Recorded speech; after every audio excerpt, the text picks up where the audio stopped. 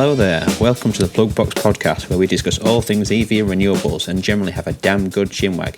Anyway, on with the show. Hello there. Hello. Good evening. Welcome to another PlugBox Podcast. How are you today?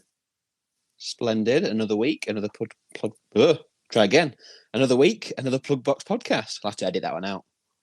Well, you know why you've tripped up, don't you? You've already told Unlucky me episode 13. There you go. It's going to go all horribly wrong tonight. Yeah, it's going to be a shambles. Isn't it? Speaking of shambles, that's a nice segue, because one of our subjects tonight is the man himself, Boris Johnson. We'll talk a bit about him later on and how he's spearheading... He deserves an award. He does, but he's spearheading climate... saving the climate here in the UK, and we'll share how he's doing that. Say no more. Yeah. We're also going to talk a little bit about Tesla, Plaid Plus. We can say goodbye to. Yeah. And we'll also talk a little bit about the Renault Megane E-Tech. Nice looking offering from our French friends. And possibly wrap up with the Vauxhall Astra that has been teased as well. So, without further ado, I think we should start with Tesla. What's going on, Pete? Plaid Plus, not happening. Yeah, so we're peaking a bit too soon, aren't we? About 6 hours too soon. There's a Plaid delivery event right tonight, so I'm sure some things will be unveiled there. But one of the things that won't be unveiled is a Plaid Plus. So, of course, when Tesla, I think, was it at Battery Day, announced the Plaid, or at least the Model 3 refresh. They announced, obviously, like the normal long-range car, the Plaid, which was kind of current battery cells, and then a Plaid Plus, which was even quicker and would go even further on a charge using the new heralded 4680 cells that had been announced at that Battery Day event. And despite many presumably rich people ordering a $150,000 car, the techno king Elon tweeted out that those rich people that offered to spend $150,000 won't be getting that car because the Plaid base, in inverted commas, the base Plaid car was just so good. Well, yeah. So, now, forgive my naivety here. I'm not doubting that it might be a good vehicle, but the range. I think we have to address the range, because one of these customers who was up until a week ago expecting to get one of these cars, who now isn't, was hoping that they were going to get a car that goes significantly further than the Plaid without the plus, which is described as so good, and now they can't. But I can imagine there might be a few peeved customers. Yeah, because maybe you've got the numbers, but I think the normal Plaid one is supposed to be around 400-ish, thereabouts. 412, a little bit less. Yeah.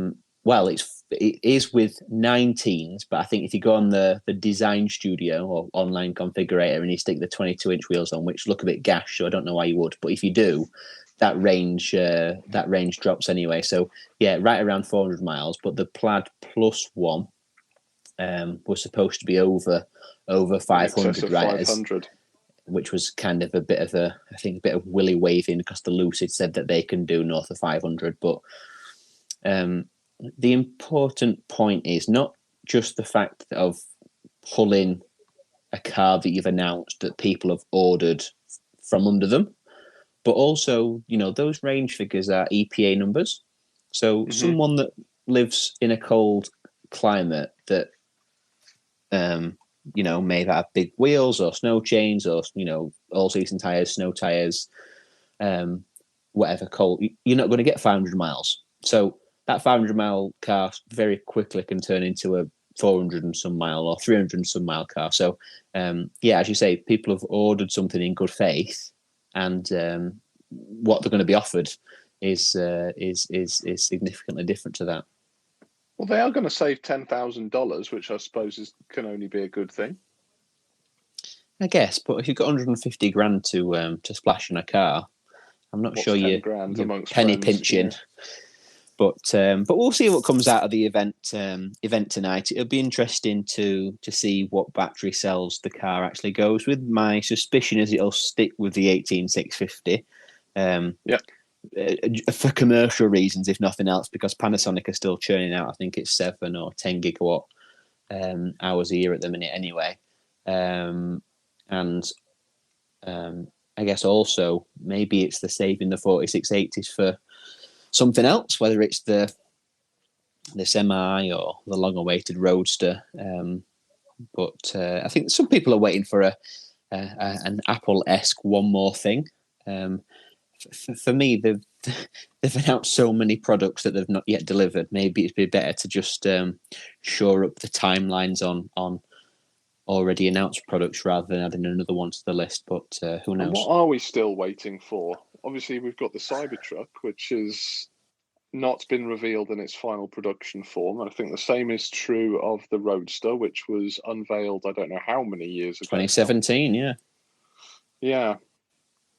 I guess there's always this constant rumor of a small sub $25K Tesla as well, but I think that's unlikely tonight. So we'll see what comes out tonight. Yeah, so I think there will be some good announcements tonight about the technical details. So some of the stuff that maybe people aren't talking about, because I think everyone at the minute's talking about, as we've just done, the performance and the range. But there's some other stuff in there, right? So the latest software, is it V11, I think? So that what V11 looked like has been kind of leaked, or I don't think teased, but leaked. In terms of an OS update and additional features on that for the new landscape display, which will probably be, I guess, carried over across to 3Y and maybe the Cybertruck in due course. Mm-hmm. Obviously, I think there's been stuff around the speaker system. So from a bit of a geeky or nerdy point of view, they're having active noise cancellation in the speaker system that's been done in some luxury cars before. Does that mean that they can get rid of some sound deadening and save some weight?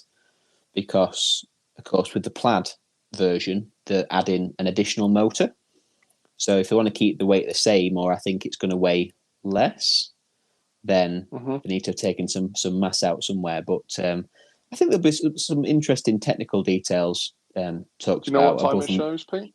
What time is it airing? Bedtime, that's when it shows. Well, for here in the UK, I'll catch it tomorrow. I'm sure we'll have a chinwag about that next week. No doubt. Interesting. I read somewhere this week that it is almost 7 years to the day when Mr. Musk was in the UK handing over Model S's to the early orders. So it's quite hard to believe. It's amazing that this vehicle is now over 7 years old. It's honestly quite dated now. Yeah, and I mean, and that's for the right-hand drive as well. Left-hand drive was out for a while before that. Yeah. I think the interior looks old. I think the design, and I think that maybe shows in the fact that this updated, refreshed S and X, they haven't really done much other than tweak the exterior. I wouldn't say it looks fresh, but I wouldn't say it looks old either. But certainly the interior of the current S and X are looking a bit tired now. So that's another thing, isn't it, with the screens and the screen in the rear, where apparently the GPU or MCU is what they call it, media control unit, is going to have more grunt than a PS5, so that you can run, AAA titles. Obviously, it was teased with a picture of the Witcher game on it at launch. So maybe they'll talk about that as well. Mm-hmm. I don't know much about computer games. You've lost me a bit there, but okay. As long as it can run Pong and Pac-Man, it's all good. I'm sure it can do a bit of wagga wagga, yeah. All right. So before coming on to Boris Johnson, let's talk a little bit about Renault. The new 2022 Renault Megane E-Tech Electric. And it is new, isn't it? Because it is new. It's an SUV. It is. Well, I don't know where to start. So it has been unveiled, but unveiled in its production representative form, fully camouflaged. It's very easy, obviously, to pick up the profile of the vehicle, the stance, the proportions. Not a bad-looking car, I have to say. The stats are also available. It's a 60 kilowatt underfloor battery pack, good for 280 miles of range on the official WLTP test cycle. So you can probably jump to conclusions about what that means. A little bit less, but I'm just trying to see when it's available. Can't see a date, if I'm absolutely honest with you, but this is going to be going up against the Peugeot E-2008, a car that is proving to be very successful here in Europe. And popular. But, popular, yes, very popular. And of course, adding to the lineup with Renault alongside the Zoe. So it's nice to see that they're expanding their range along with a couple of commercial vehicles, I think.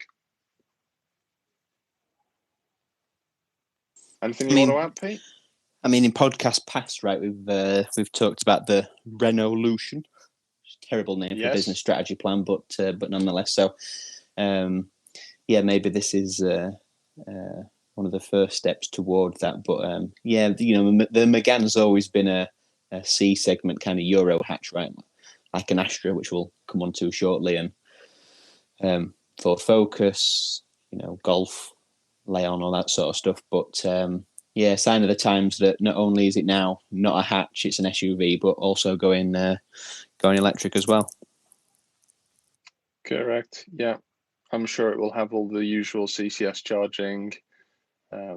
Rates have not been made clear yet, but it's almost certainly going to exceed that of the Zoe.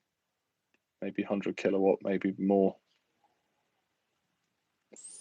Yeah, I think it needs to these days. I mean, 50 kilowatts is not exactly slow. It only kind of feels slow when you're kind of sat around waiting for it. But as you say, the 208 platform, if you like, the 50 kilowatt hour platform that they use, as you say, charges I think 100 kilowatts or something. So it kind of needs to be in line with the competition in that regard.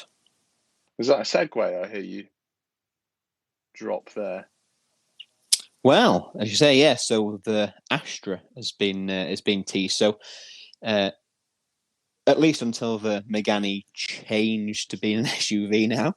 The Astra again was always a C segment Euro hatch, and an all electric version of that's been teased. So quite hard to believe, but this is the 8th generation of the Astra.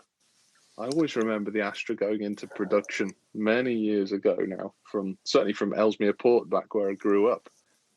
So it's quite amazing that it's got this far down the line. Yeah, I mean it's a stalwart here in the UK at least, and I think as an Opel Astra over in Europe, it's popular as well. But it'd be interesting to see what goes underneath, because as we just mentioned, that 50 kilowatt hour platform that the PSA group, or Stellantis, I guess as it's now called, is used for the E-Corsa, a Vauxhall or an Opel product. It's used for the E-208, the 2008. But of course, this is kind of the I think DS E-Tense Crossback.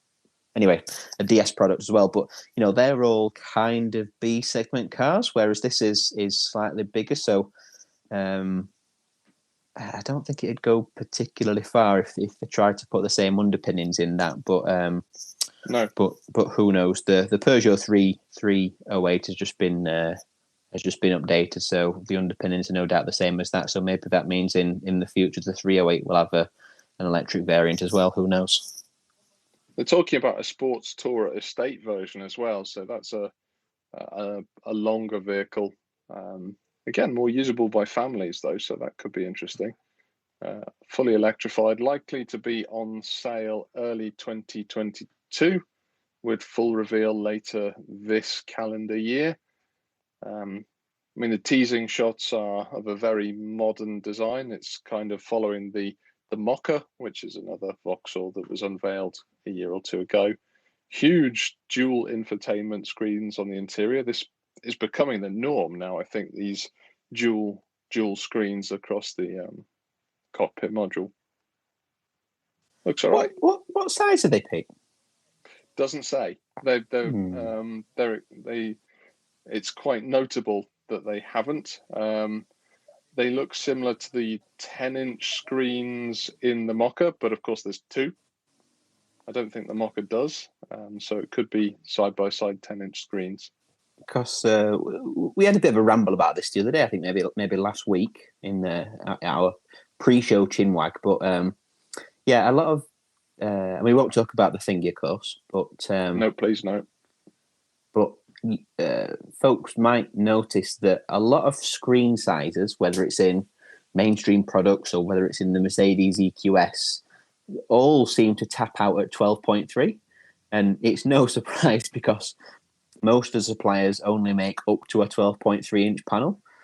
TFT panel, that is. So, I guess be interested to see what size screen they use, whether it's something 12.3 or less and off the shelf, or whether it's something a bit bespoke. Maybe the former. Probably two smaller screens works out cheaper than a bigger screen. I mean, as long as it looks better than the EQS hyper screen. Well, that's just, I mean, we've talked about this before as well. That's not just one screen, is it? That's lots of screens hidden by a nice piece of mirrored glass. It's sad. You switch it on and then it all looks a bit weird. It's sad that as a screen, it looks better off than it does on. Yes. But if it was me, as a party trick, I'm sure it's very, very important for some consumers, but I would go with the standard personally. Yeah, as you say, the standard ski slope is much better, and obviously out of the latest W223 S class. But the hyper screen just seems to be a big waste of money, really. And speaking of big waste of money, Boris, did you like that one?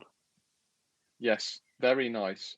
So our Prime Minister here in the UK very proudly today has kicked off discussions with the G7 global leaders in Cornwall, which is let's be honest, it's a nice part of the UK in the southwest,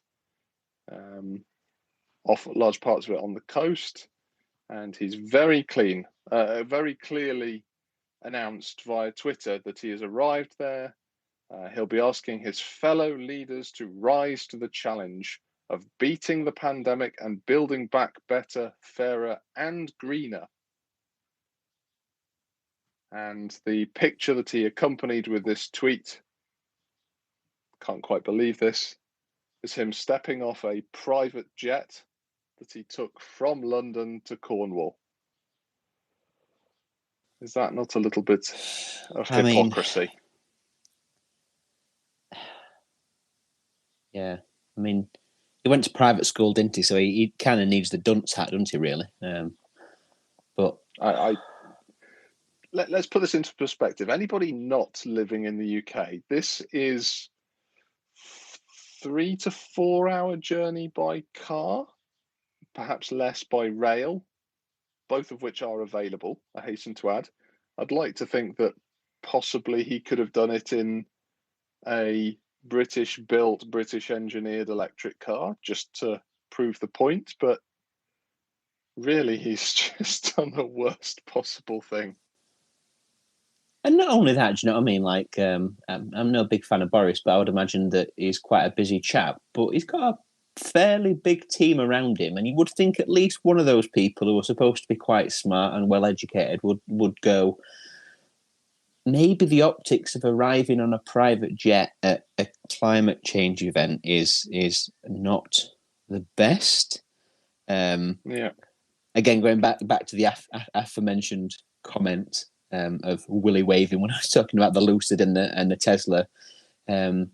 maybe when he saw President Biden arrive in an Air Force One, he couldn't stomach turning up in a Jaguar car, so I had to fly down there. But yeah, it's just crackers. Either he should have been driven or taken the train, or if they really needed to take a plane for security reasons or whatever other guff, at least put biofuel in it and make a story out of it. Do you know what I mean? Bill Gates, I think, a few times has talked about how he spends a boatload of cash on fueling his private jet with biofuel. But yeah, it's just stupidity. Do you know what I mean? It's same we said in the last couple of podcasts, right, about the VAT rate on electricity for public charging stations. It's a classic case of the government saying one thing and doing the exact opposite in practice. We see that time and time again at the moment, and it does frustrate. I'm sure it irks you as well. But I'm sure he has arrived in his hotel, opened the windows wide, and put the aircon on as well, just for good measure. Very disappointing. No doubt. Yeah. So I think that's everything I have on my list, Pete. I'm eagerly anticipating the Tesla presentation tonight, which I'll probably end up watching. We can talk about that next week. I think everyone will be talking about it. Yeah, I suspect it will be hot on all of the channels. You got any more you want to add? No, I don't think so. Must have been a somewhat slow week this week. Yeah, we've been a bit punchy, which of course means this one's a bit shorter, so everybody can listen again on YouTube to previous episodes. Of course, all available through the website at plugbox.co.uk. Don't forget to like and subscribe. That helps us enormously with the algorithm, so I'm told. Let's finish there then, Pete. Cool. Thanks, Pete. Cheers.